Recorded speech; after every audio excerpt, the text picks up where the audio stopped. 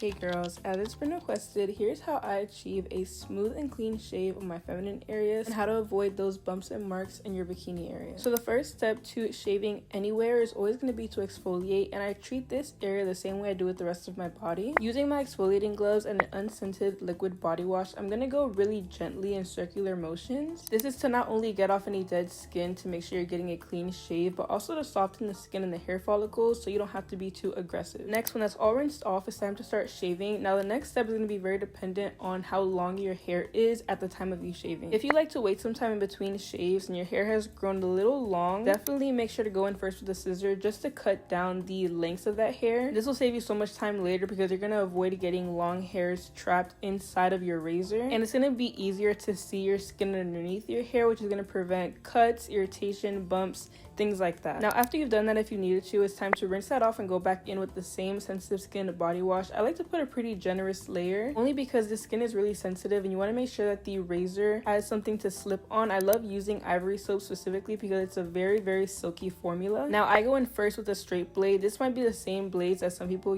use for dermaplaning, but I find the design and structure of these to make shaving down there so easy because you can really go in straight lines. Always shave in the direction of the hair. Shaving in the opposite direction is what causes those razor bumps and ingrowns, and with this being such a delicate area, you're more likely to cause those things here than you are with any other part of your body. Now once you've covered pretty much the whole area and gotten almost all of the hair off with the blade, rinse off the skin and go back in with some more liquid body wash. Now we're gonna go in with the razor. I always say use a razor at most twice, and that regards to the rest of your body, but mostly in this area because with this being such a sensitive, delicate area, it will get bacteria and inflammation and irritation much more than any other area in your body will. So going in the same directions as you did with the straight razor, you're just going to go over, make sure you got any little leftover hairs. This is what's really going to make the skin smooth and clear because you're picking up anything that you might have left behind. Now once that's all rinsed off and you got out the shower, always pat dry. You don't want to cause any more friction to the skin because that's how you get razor bumps and the redness, which can happen to any part of your body, but again, this is the most sensitive part, so you want to be really gentle. Now as with all of my other routines, moisturizing after and soothing the skin is really going to be key at preventing any sort of inflammation. But with this being a very sensitive area, I think the best thing ever is aloe vera. I've always used aloe vera on my area